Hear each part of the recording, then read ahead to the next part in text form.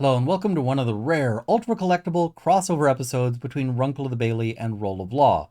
And of course, this is because Hasbro's behaving badly again. This time, they might actually be committing a crime. What I'm talking about here is this, the Magic of the Gathering Lord of the Rings Tales of the Middle-earth collector booster with 15 cards in it, which they're selling online for $90. $90 is a lot of money, and it's a lot more than they sell their regular booster packs for. That's important, right? And the reason why somebody might pay $90 for this and not buy one of the cheaper ones is because they tell you this is the best one for collectors. Because what are collector boosters? Collector boosters are a shortcut to the coolest cards in a set, with packs full of rare cards, shiny foil cards, and special alt art, alt frame cards. Some special card treatments can only be found in collector boosters, including extended art cards, unique foil treatments, and serialized cards. That last one is really important because there's this one card. It's the One Ring, and there's a version of it that has a serial number, which is 1 of 1. They're only making one of these cards.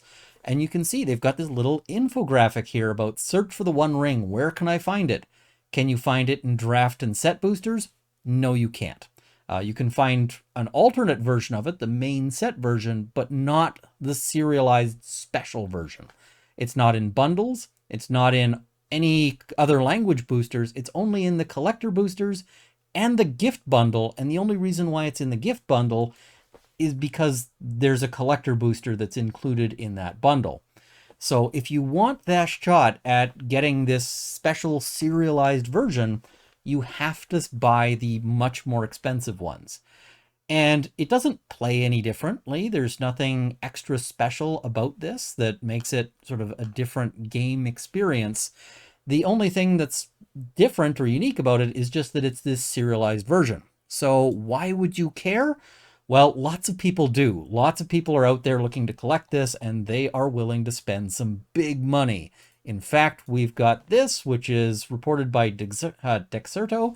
I'll link it in the description below, but it says bounty on ultra rare Magic the Gathering Lord of the Ring one card jumps to $2 million. That's a lot of money. It's actually 2 million euros, which is a little bit over 2 million US. And it also includes a trip. They're going to fly you out to Valencia, Spain, because the people offering this are in Spain, and pay for your accommodations. So it also comes with a free vacation. Now, at the point where you're getting $2 million for something, the free vacation is basically a rounding error. But I mean, hey, it's thrown in there. Spain is nice. It's a nice trip. So, why does this cause problems? Well, Canada's got some laws on this, and the US has laws on it as well, but I'm Canadian, so we'll talk about the Canadian laws, but I can tell you the US also has laws on what you can give away and how you can give it away. So, the section that we're looking at is section 206, offense in relation to lotteries and games of chance. Every person is guilty of an indictable offense, which is sort of the Canadian equivalent of a felony, and liable to imprisonment for a term of not more than 2 years, or is guilty of an offense punishable on summary conviction, which is more of a misdemeanor. It limits how much jail time you can get. Who, any of a number of things, makes, prints, advertises, or publishes, or causes or procures to be made, printed, advertised, or published any proposal, scheme, or plan for advancing, lending, giving, selling, or in any way disposing of any property by lots, cards, tickets, or any mode of chance whatever. Sells, barters, exchanges, or otherwise disposes of, or causes or procures, or aids or assists in the sale, barter, exchange, or other disposal of, or offers for sale, barter, or exchange, any lot, card, ticket, or other means or device for advancing, lending, giving, selling, or otherwise disposing of any property by lots, tickets, or any mode of chance whatever. The any mode of chance whatever is important here because normally if you're running a lottery, you're going to do it with tickets or scratch cards or whatever. But there's nothing that says that you can't also be running an illegal lottery if you say, we're going to sell 10 mystery boxes and one of those mystery boxes is going to have $100,000 in it. That sounds like a mode of chance, right? surely they're not intending to exclude that kind of thing. And if you happen to have, say, hundreds of thousands of mystery boxes, and instead of like a big box, you just have them something wrapped in plastic, that seems to be the same thing. Now you might say, hey, doesn't this apply to just every pack of cards? Well, quite possibly, but the government hasn't, as of this point, shown any interest in going after that. The reason why that might change is that $2 million is a lot of money. The government starts getting interested when there's that much money on the line, especially because the government really bans anyone who's not the government or allowed by the government from running lotteries, because they use it as a fundraising method. It's a way that the government makes money, and they do that largely by preventing anyone else from competing with them. The government is territorial. It's the same way, a drug dealer might not want another drug dealer on their turf. The government doesn't want anyone to get in on their racket here. That might cause them to be really concerned if they see this as somebody getting in on their racket, which they could very well. You'll note here that this would actually allow them to go after, for instance, store owners as well. So that gets exciting if they decide to take this as far as they can. But the other thing that is a real risk here, a real potential problem if this card shows up in Canada, is this fun section right here. This is lottery sale void. Every sale, loan, gift, barter, or exchange of any property by any lottery, ticket, card, or other mode of chance, depending on or to be determined by chance or lot, is void, and all property so sold, lent, given, bartered, or exchanged is forfeited to Her Majesty. Now, the Queen is dead, so in place of Her Majesty, they can swap in His Majesty, but really that's a fiction. That would just go to the government. And the government has a substantial reason why they might say, hey, you know what? I would like that $2 million, please. Give me the $2 million. And we'll take that free vacation. What they'd probably do is take the card and then sell it at auction and just keep the money.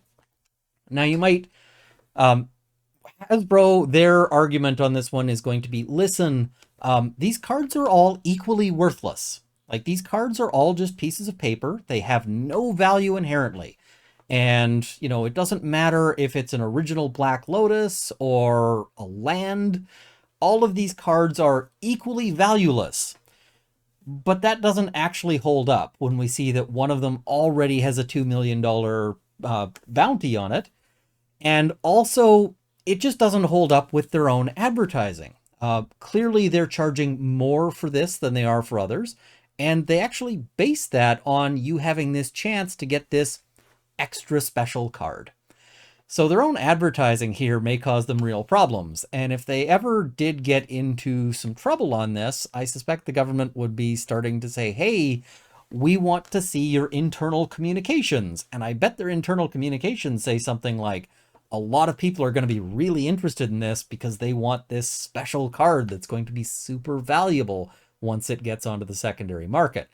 And the whole secondary market argument doesn't make a whole lot of sense in the first place, to say, hey, this has no inherent value.